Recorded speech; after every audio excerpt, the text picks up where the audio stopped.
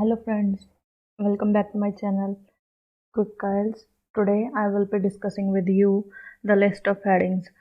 बहुत सारे बच्चे ਹੁੰਦੇ ਨੇ ਬਸ ਜਿਨ੍ਹਾਂ ਨੂੰ ਪ੍ਰੋਬਲਮ ਹੀ ਇਹੀ ਹੈ ਕਿ ਉਹਨਾਂ ਨੂੰ ਸਾਰੇ ਲਿਸਟ ਆਫ ਹੈਡਿੰਗ ਹੈ ਜਿਹੜੇ ਉਹ ਕੀ ਲੱਗਦੇ ਆ ਬਿਲਕੁਲ ਸੇਮ ਲੱਗਦੇ ਆ ਬਟ ਅੱਜ ਮੈਂ ਤੁਹਾਨੂੰ ਇੱਥੇ ਇੱਕ ਐਦਾਂ ਦੀ ਟ੍ਰਿਕ ਦੱਸੂਗੀ ਜਿਹਦੀ ਹੈਲਪ ਨਾਲ ਤੁਹਾਡੇ ਜਿਹੜੇ ਲਿਸਟ ਆਫ ਹੈਡਿੰਗਸ ਨੇ ਉਹ ਕਦੇ ਵੀ ਤੁਹਾਨੂੰ ਸੇਮ ਨਹੀਂ ਲੱਗਣਗੇ। ਆਪਾਂ ਕਰਦੇ ਹਾਂ ਫਰੈਂਡਸ, ਅੱਜ ਮੇਰਾ ਜਿਹੜਾ ਪੈਸੇਜ ਮੈਂ ਲਿਆ ਉਹ ਹੈਗਾ ਆਪਣੇ ਕੋਲੇ ਇਨਸੋਮਨੀਆ ਦ ਐਨੀਮੀ ਆਫ ਸਲੀਪ। ਸਭ ਤੋਂ ਪਹਿਲਾਂ ਜਿਹੜਾ ਤੁਹਾਨੂੰ ਲਿਸਟ ਆਫ ਹੈਡਿੰਗ ਹੈ ਜਿਹੜੇ ਸਟੈਪ ਬਾਏ ਸਟੈਪ ਆਪਾਂ ਡਿਸਕਸ ਕਰਦੇ ਹਾਂ। ਸਭ ਤੋਂ ਪਹਿਲਾਂ ਤੁਹਾਨੂੰ ਕੀ ਪੜ੍ਹਨਾ, ਇੰਸਟਰਕਸ਼ਨਸ ਪੜ੍ਹਨੀਆਂ ਨੇਗੀਆਂ, ਕੇਅਰਫੁਲੀ ਰੀਡ ਕਰਨਾ ਕਿ ਤੁਹਾਨੂੰ ਇੰਸਟਰਕਸ਼ਨਸ ਦੇ ਵਿੱਚ ਕੀ ਗਿਵਨ ਹੈ। ਇੱਥੇ ਆਪਾਂ ਨੂੰ ਗਿਵਨ ਹੈ the reading passage on insomnia has 7 paragraphs A to G. From the list of headings below, choose the most suitable headings for the paragraph B to G. ਦੇਖੋ ਦੋਸਤੋ, ਹੁਣ ਇੱਥੇ ਆਪਣੇ ਕੋਲੇ ਹੋਇਆ ਕੀ ਹੈਗਾ ਕਿ 7 ਪੈਰਾਗ੍ਰਾਫਸ ਨੇ ਤੇ B to G ਪੈਰਾਗ੍ਰਾਫ ਤੱਕ ਆਪਾਂ ਨੂੰ ਕੀ ਕਰਨਾ ਹੈਗਾ, ਲਿਸਟ ਆਫ ਹੈਡਿੰਗਸ ਹੈ ਜਿਹੜੇ ਉਹ ਦੱਸਣੇ ਆ ਰਾਜੇ। ਇੱਥੇ ਦੇਖੋ ਆਪਣੇ ਕੋਲੇ ਕੀ ਹੈਗਾ, paragraph A the already answer ਹੈ ਜਿਹੜਾ ਉਹ ਕੀ ਦਿੱਤਾ ਹੋਇਆ ਹੈਗਾ, ਗਿਵਨ ਹੈ ਆਪਣੇ ਕੋਲੇ। ਹੁਣ ਆਪਾਂ ਕੀ ਕਰ ਦਿਆਂਗੇ ਤੇ ਆਪਾਂ ਕਰਦੇ ਦੇਖੋ ਫਰਸਟ ਆਪਣੇ ਕੋਲੇ ਕੀ ਹੈ, ਇਹ ਲਿਸਟ ਆਫ ਹੈਡਿੰਗਸ ਜਿਹੜੇ ਉਹ ਗਿਵਨ ਹੈ ਆਪਣੇ ਕੋਲੇ ਐਂਡ ਆਪਾਂ ਇੱਥੇ ਆਪਾਂ ਦੇਖ ਸਕਦੇ ਹਾਂ ਕਿ ਆਪਣੇ ਕੋਲੇ ਜਿਹੜੇ ਲਿਸਟ ਆਫ ਹੈਡਿੰਗਸ ਨੇਗੇ ਰਾਜੇ ਉਹ ਗਿਵਨ ਕਿੰਨੇ ਨੇ ਆਪਣੇ ਕੋਲੇ 11 ਲਿਸਟ ਆਫ ਹੈਡਿੰਗਸ ਨੇ ਜਿਹੜੇ ਉਹ ਆਪਣੇ ਕੋਲੇ ਕੀ ਨੇ ਇੱਥੇ ਗਿਵਨ ਨੇ, ਤੁਸੀਂ ਦੇਖ ਸਕਦੇ ਹੋ ਟਿਲ 11 ਆਪਣੇ ਕੋਲੇ ਲਿਸਟ ਆਫ ਹੈਡਿੰਗਸ ਹੈਗੇ ਨੇ। ਸਭ ਤੋਂ ਫਰਸਟ ਸਟੈਪ ਆਪਾਂ ਕੀ ਕਰਨਾ ਹੈ, ਕਾਊਂਟ ਕਰਨੇ ਆ ਨੰਬਰ ਆਫ ਪੈਰਾਗ੍ਰਾਫਸ ਐਂਡ ਆਪਣੇ ਲਿਸਟ ਆਫ ਹੈਡਿੰਗਸ। ਆਪਣੇ ਕੋਲੇ ਪੈਰਾਗ੍ਰਾਫ ਏ ਰੀਡਿੰਗ ਹੈ ਜਿਹੜੀ ਆਪਣੇ ਕੋਲੇ ਉਹਦੇ ਵਿੱਚ 7 ਪੈਰਾਗ੍ਰਾਫਸ ਨੇ ਬਟ ਲਿਸਟ ਆਫ ਹੈਡਿੰਗ ਕਿੰਨੇ ਨੇ ਆਪਣੇ ਕੋਲੇ 11, ਯਾਨੀ ਕਿ 5 ਕੀ ਨੇ ਐਕਸਟਰਾ। ਆਪਾਂ ਐਲੀਮੀਨੇਸ਼ਨ ਮੈਥਡ ਹੈ ਜਿਹੜਾ ਰਾਜੇ ਉਹਦੇ ਨਾਲ ਕਰਾਂਗੇ। ਮੈਂ ਗਾਰੰਟੀ ਲੈਂਦੀ ਹਾਂ ਅਗਰ ਕੋਈ ਬੱਚਾ ਮੇਰੀ step by step guidance follow ਕਰੂਗਾ ਉਹਦੇ ਲਿਸਟ ਆਫ ਹੈਡਿੰਗਸ ਅੱਜ ਤੋਂ ਬਾਅਦ ਕਦੇ ਵੀ ਗਲਤ ਨਹੀਂ ਜਾਣਗੇ। ਸੋ ਆਪਾਂ ਸਟਾਰਟ ਕਰਦੇ ਹਾਂ। ਆਪਣੇ ਕੋਲੇ ਫਰਸਟ ਏ ਪੈਰਾਗ੍ਰਾਫ ਦਾ ਆਲਰੇਡੀ ਆਨਸਰ ਗਿਵਨ ਹੈ, ਆਪਾਂ ਨੂੰ ਕਿੱਥੇ ਜਾਣਾ, ਪੈਰਾਗ੍ਰਾਫ ਨੰਬਰ B। ਆਪਾਂ ਚੱਲਦੇ ਹਾਂ ਆਪਣੇ ਪੈਰਾਗ੍ਰਾਫ ਨੰਬਰ B ਤੇ। So let's move to the paragraph number B। Here is our paragraph number B। First step ਤੁਸੀਂ ਪੈਰਾਗ੍ਰਾਫ ਪੜ੍ਹਨਾ, ਉਹਨੂੰ ਆਪਣੀ ਲੈਂਗੁਏਜ 'ਚ ਟਰਾਂਸਲੇਟ ਕਰਨਾ। ਥਰਡ ਸਟੈਪ ਹੈਗਾ ਤੁਹਾਡੇ ਕੋਲੇ, ਤੁਸੀਂ ਕੀ ਕਰਨਾ, ਉਹਦਾ ਕਨਕਲੂਜਨ ਕੱਢਣਾ ਕਿ ਸਾਨੂੰ ਪੈਰਾਗ੍ਰਾਫ ਦੇ ਵਿੱਚ ਗੱਲ ਐਕਚੁਅਲ 'ਚ ਹੋਈ ਕੀ ਹੋਈ ਹੈ। ਇੱਥੇ ਆਪਣੇ ਕੋਲ ਹੈਗਾ, ਮੈਂ ਰੀਡ ਕਰਨਾ ਸਟਾਰਟ ਕਰਦੀ ਹਾਂ। Insomnia occurs most frequently in people over age 60, in people with the history of depression and in women especially after menopause. ਇੱਥੇ ਆਪਣੇ ਕੋਲੇ ਕੀ ਗੱਲ ਕਰ ਰਹੇ ਨੇ, ਉਹ ਕਹਿੰਦੇ ਕਿ ਜਿਹੜਾ ਆਪਣੇ ਕੋਲੇ insomnia it occurs most frequently over the age 60, ਕਿ ਉਹ 60 ਸਾਲ ਦੀ ਉਮਰ ਤੋਂ ਬਾਅਦ ਹੁੰਦਾ ਹੈਗਾ ਐਂਡ ਸਪੈਸ਼ਲੀ ਹੁੰਦਾ ਉਹਨਾਂ ਦੇ ਵਿੱਚ ਜਿਨ੍ਹਾਂ ਦੀ ਏਜ ਹੈ ਜਿਹੜੀ 60 ਈਅਰਸ ਤੋਂ ਆਪਣੇ ਕੋਲ ਕੀ ਹੈ ਕ੍ਰੋਸ ਹੋ ਜਾਂਦੀ ਹੈ ਤੇ ਜਿਨ੍ਹਾਂ ਨੂੰ ਕੋਈ ਡਿਪਰੈਸ਼ਨ ਦੀ ਬਿਮਾਰੀ ਹੋ ਸਕਦੀ ਹੈ ਜਾਂ ਲੇਡੀਜ਼ ਦੇ ਵਿੱਚ ਹੋ ਸਕਦਾ ਇਹ। ਕਹਿੰਦੇ severe emotional trauma can also cause insomnia with divorced, widowed and separated people being the most likely to suffer from this sleep disorder। ਕਹਿੰਦੇ ਕੀ ਹੈਗਾ ਆਪਣੇ ਕੋਲੇ ਕਿ ਜਿਹੜਾ ਸਵੀਅਰ ਇਮੋਸ਼ਨਲ ਟਰਾਮਾ ਹੈਗਾ ਉਹਦੇ ਕਰਕੇ ਵੀ ਇਨਸੋਮਨੀਆ ਹੋ ਸਕਦਾ। ਸਵੀਅਰ ਇਮੋਸ਼ਨਲ ਟਰਾਮਾ ਕਿ ਤੁਸੀਂ ਇਮੋਸ਼ਨਲ ਲੈਵਲ ਦੇ ਉੱਤੇ ਤੁਹਾਨੂੰ ਕੋਈ ਪ੍ਰੋਬਲਮ ਹੈ, ਜਿਵੇਂ ਜਿੰਨਾ ਲੋਕਾਂ ਦਾ ਡਾਈਵੋਰਸ ਹੋ ਜਾਂਦਾ, ਕੋਈ ਲੇਡੀ ਹੈ ਮਤਲਬ ਉਹ ਵਿਡੋ ਹੋ ਗਈ ਹੈ, ਜਾਂ ਜਿਹੜੇ ਲੋਕ ਸੈਪਰੇਸ਼ਨ 'ਚ ਰਹਿ ਰਹੇ ਨੇਗੇ ਬਿਕੋਜ਼ ਉਹਨਾਂ ਨੂੰ ਇਮੋਸ਼ਨਲ ਡਿਸਆਰਡਰਸ ਹੋ ਸਕਦੇ, ਇਸ ਕਰਕੇ ਉਹਨਾਂ ਨੂੰ ਕੀ ਹੋ ਸਕਦਾ ਹੈਗਾ, ਇਨਸੋਮਨੀਆ ਹੋ ਸਕਦਾ। ਇਨਸੋਮਨੀਆ ਵੈਸੇ ਹੁੰਦਾ ਕੀ ਹੈਗਾ, ਉਹ ਹੁੰਦਾ ਨੀਂਦ ਨਾ ਆਉਣ ਦੀ ਬਿਮਾਰੀ।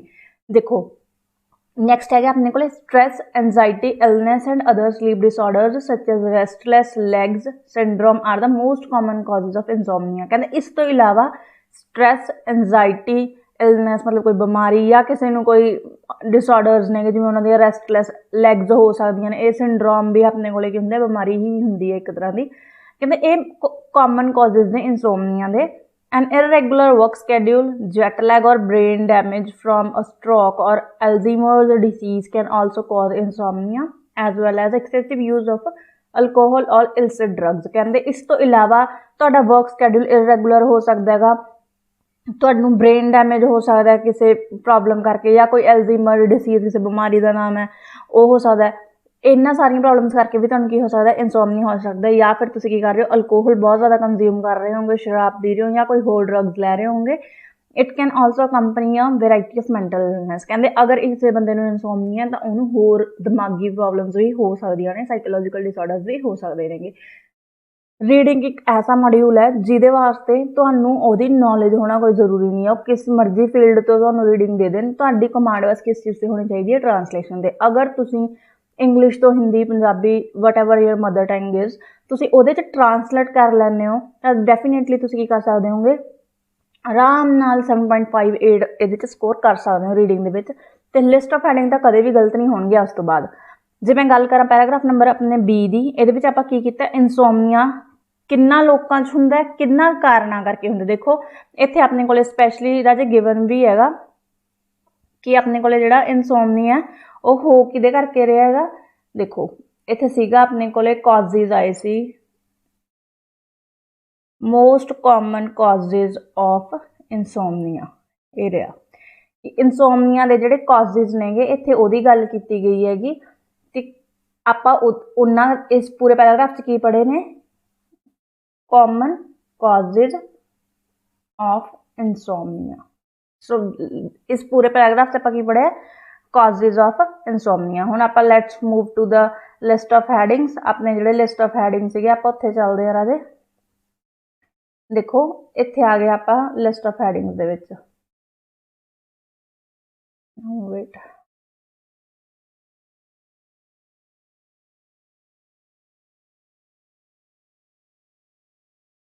देखो हुण आप आ गए अपने लिस्ट ऑफ हैडिंग्स के उपर। इत्थे राजे अपने कोल की कीता होया, फर्स्ट दिता होया the role of sleep.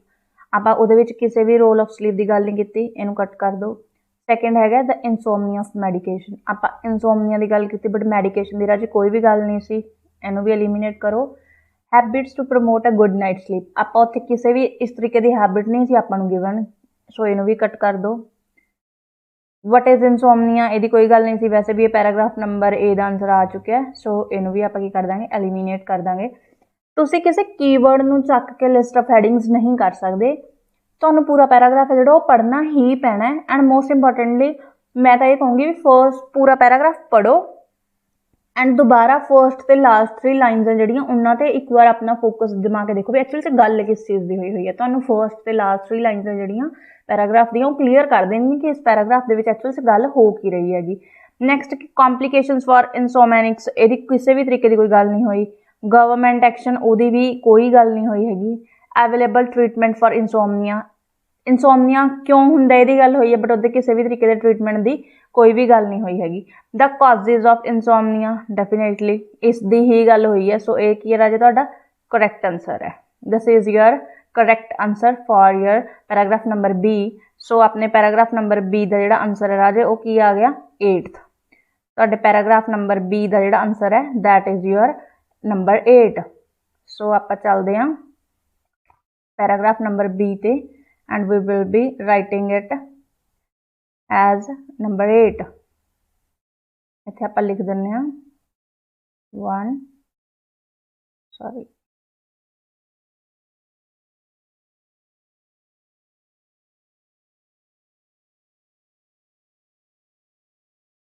Now let's मैं एक होर करवा दिंदी मैं पैराग्राफ नंबर डी करवा दिंदी हाँ जिहदे नाल अगर कोई डाउट होया फिर क्लीयर हो जाऊगा वो। Let's move to paragraph number D.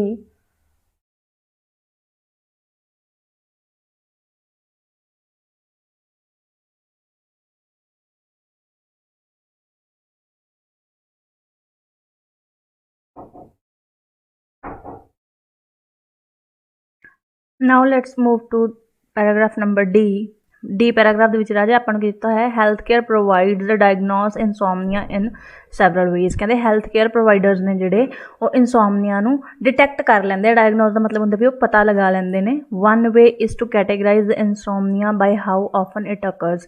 कहते जो फर्स्ट मैथड है जिद राही वो पता लाते हैं वो है वो इंसोमनीया कैटेगराइज कर लेंगे, मतलब उनकी अलग अलग श्रेणियां बना के वंड लेंगे भी एक्चुअल इंसोमनीया जो होया किवें है।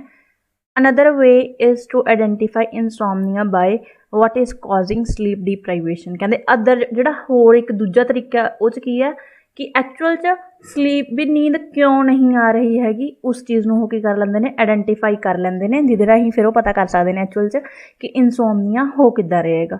The 2 main types of insomnia have been described as primary insomnia and secondary insomnia. हम देखो द 2 मेन टाइप्स हैं जिहड़ियां इंसोमनीया दी वो किहड़ी है, प्राइमरी ते secondary. Primary insomnia is a chronic condition with little apparent एसो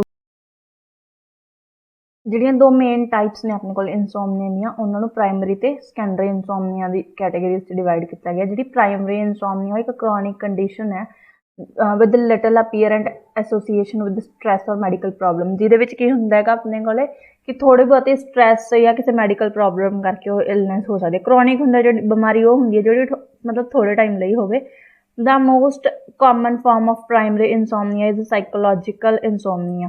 ਕਹਿੰਦੇ ਆਪਣੇ ਕੋਲ ਜਿਹੜੀ ਮੋਸਟ ਕਾਮਨ ਟਾਈਪ ਹੈ ਪ੍ਰਾਇਮਰੀ ਇਨਸੋਮਨੀਆ ਦੀ ਉਹ ਕਿਹੜੀ ਹੈ? ਸਾਈਕੋਲੋਜੀਕਲ ਆਪਣੇ ਕੋਲ ਇਨਸੋਮਨੀਆ। ਸੈਕੰਡਰੀ ਇਨਸੋਮਨੀਆ ਜਿਹੜੀ ਉਹ ਕਾਜ਼ ਹੁੰਦੀ ਹੈ symptoms that accompany a medical condition such as anxiety, depression or pain. ਕਹਿੰਦੇ ਜਿਹੜਾ ਸੈਕੰਡਰੀ ਇਨਸੋਮਨੀਆ ਹੁੰਦਾ ਹੈਗਾ ਉਹਦੇ ਸਿੰਪਟਮਸ ਹੁੰਦੇ ਨੇ ਕਿ ਜਿੱਦਾਂ ਕਿਸੇ ਬੰਦੇ ਨੂੰ ਐਨਜ਼ਾਈਟੀ ਦੀ ਪ੍ਰੋਬਲਮ ਹੋ ਸਕਦੀ ਹੈ, ਉਹਨੂੰ ਡਿਪਰੈਸ਼ਨ ਜਾਂ ਕੋਈ ਦਰਦ ਹੋ ਸਕਦਾ, ਇੱਦਾਂ ਦੀਆਂ ਪ੍ਰੋਬਲਮਸ। ਹੁਣ ਇਸ ਪੂਰੇ ਆਪਣੇ ਪੈਰਾਗ੍ਰਾਫ ਦਾ ਜਿਹੜਾ ਮੈਂ ਇਹ ਕਹਿ ਸਕਦੀ ਹਾਂ ਵੀ ਬੈਕਬੋਨ ਸੀਗੀ ਉਹ ਕੀ ਸੀ? The two main types. ਇਸ ਪੂਰੇ ਪੈਰਾਗ੍ਰਾਫ ਦੇ ਵਿੱਚ ਇਨਸੋਮਨੀਆ ਦੀਆਂ ਦੋ ਟਾਈਪਸ ਹੈ ਜਿਹੜੀਆਂ ਉਹਨਾਂ ਦੀ ਗੱਲ ਹੋਈ ਹੈ। ਤੇ ਮੈਂ ਕਿਹਾ ਸੀ ਨਾ ਕਿ ਫਸਟ ਐਂਡ ਲਾਸਟ 3 ਲਾਈਨਸ ਤੇ ਆਪਾਂ ਕੀ ਕਰੋ?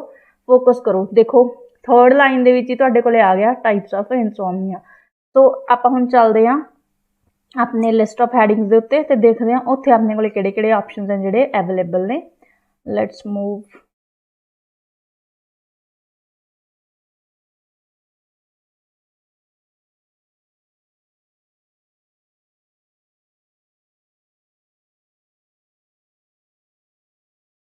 ਸੋ ਦੇਖੋ ਰਾਜੇ,